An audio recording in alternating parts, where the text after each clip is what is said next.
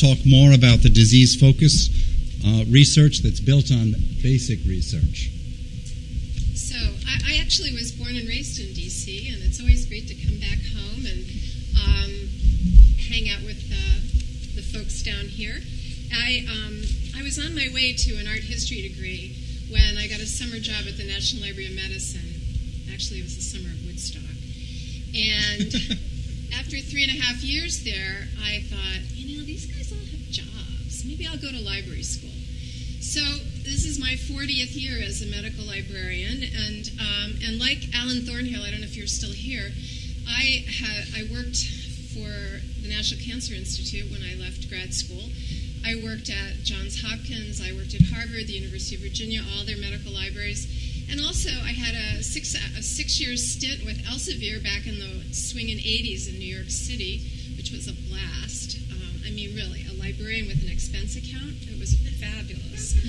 And I was the M-based person for North America. And we had a tough sell because the National Library of Medicine was basically giving it away at $29 a month. And now it's free, unlike M-base. And so now I'm at the VA, and the boss, and I think Alan said the same thing, one agency is one agency. Well, in the VA, one VA is one VA. And Boston happens to be a very unique VA. We have more trainees, more residents and interns and nurses and OTs, PTs, etc., psychiatrists, psychologists, social workers than any other VA in the country. We also do more research than any other VA in the country. We have 3 locations, and these are our patients, these gentlemen dressed in their ward gear. They come to us having been mustered out of the military, and we had to create, sadly, a new word for how profoundly injured these folks were. It's called polytrauma. So they could be missing a limb, they could have PTSD, they could have been exposed to blasts, and the truth is that our patients who come from the OIF, so Afghanistan and Iraq, have virtually all been exposed to blast at some degree or another. So we have a huge chore to make them healthy and cognitively functioning again. And so we do a lot of brain research, and it's focused on rebuilding cognitive ability.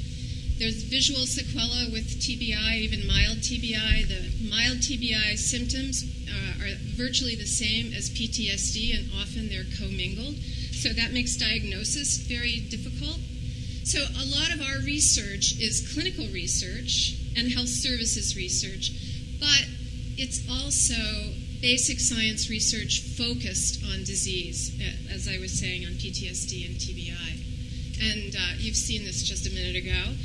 Our funding was exempt from the sequester, but that was our internal funding. We have a lot of researchers who get NIH grants, the basic science researchers mostly, and we also have researchers who get grants from ARC and other places too. So we've all been affected, and these bullet points are all from the NIH director's blog, where he talks about all of the, he quite eloquently, even musically, Francis Collins has a couple of YouTubes that you should watch about this same thing. And my significant other's brother is the director of the Colon Cancer Research Institute at the University of South Carolina, and I called him up to ask him what his thoughts were. He happened to be at that moment on the floor of the AACR conference in California, and he's totally depressed by what's been going on. And his impact is that young PhDs can't get funding, and their innovative, out-of-the-box ideas go to waste because they're turning away to other professions, leaving the country, and that kind of thing. So we have this one great researcher, Margaret Nazer, who I've been working with. I'm part of her research team, and that actually is what librarians are doing these days. We are part of research teams. We do rounds. We hang out in the emergency room and help clinicians not make diagnostic errors. Actually, at Boston, we don't have any open libraries. So I travel between all 3 locations, working directly with our users and training them, participating in their research. I spent 16 years doing systematic reviews before I took this position, and I was part of a team that redesigned libraries across the VA New England network. And what we did was to stop subscribing to print subscriptions, and we took every one of the 8 or 9 hospital centers' subscription lists, and we combined it and merged it. We didn't really drop anything except the duplicates, but what we did do was save a great deal of money, and we purchased them all electronically. That was in 2011. And going forward, our VISN 1 for Veterans Integrated Service Network Knowledge Library is available to our researchers, our clinicians, 24/7, 365, inside the firewall. And thankfully for Athens access, it's available literally any computer anywhere in the world. So put the information at their fingertips. And it's very complex. It's not just Googling for information. And whenever those trainees tell me they just Googled it, let me tell you, they get an earful. Because we're trying to empower them, give them information at the point of need and at the point of care.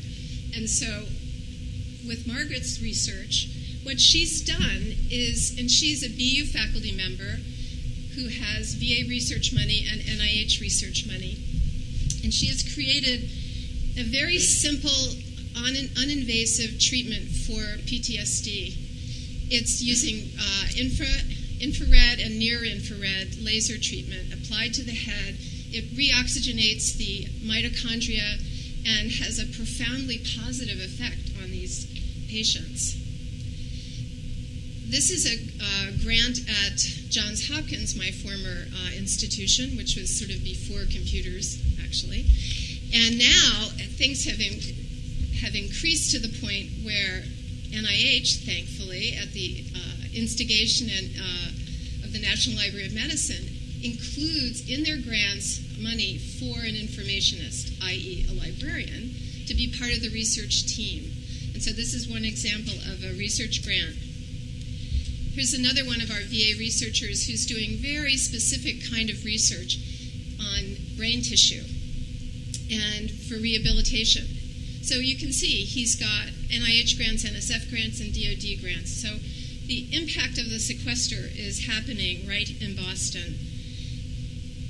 I was doing, of course, I'm a librarian, right? So I did a little research before writing my talk. And you can see these are headlines from different articles I was reading. The Powerball approach is from the Wall Street Journal.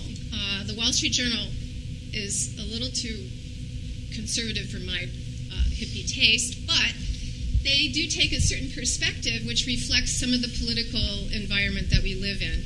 And this was really a very scary suggestion by them to do a lottery for research. There have been a bunch of articles published about how, and I think it's a reaction to the sequester, about how to decrease waste in research. And everybody's got their pet peeve about grants. So it puts our researchers' science at risk as well as the rest of the country. And the scientist had an article about how the trickle down of funding to local communities, to the lunch counter, to the libraries. And one of the things we do is we are constantly monitoring our usage and looking at what to drop and what to keep based on usage. And we do have a few issues with the whole data statistics collection that publishers do for us. So we have the option now of not subscribing to something, but instead buying it from Reprint's Desk or one of the other document delivery companies, because we got a quote for Science Magazine for our multi-site license. It was $17,000, which was a bit steep, when it was really, for our researchers, just something nice to read when they stopped by the library. Well, like I said, we don't have an open library, so we kind of axed Science Magazine off of our subscription list, but we still, if someone needs something, we can get it. And we do. And as I mentioned, oops, sorry. the AACR meeting had an entire session on the sequester, and it was amazing because it was a whole afternoon of funding strategy chats about how the AACR could increase funding for research. So I think we're going to see a lot more of that kind of lobbying by researchers to Congress, and certainly librarians do it. We visit Capitol Hill as part of the Medical Library Association every year. So that's our sad story. We don't want to lose our jobs. We want to help science, and we want to help our veterans get better. Thank you, Dr. Alligood. We don't want you to lose your job either.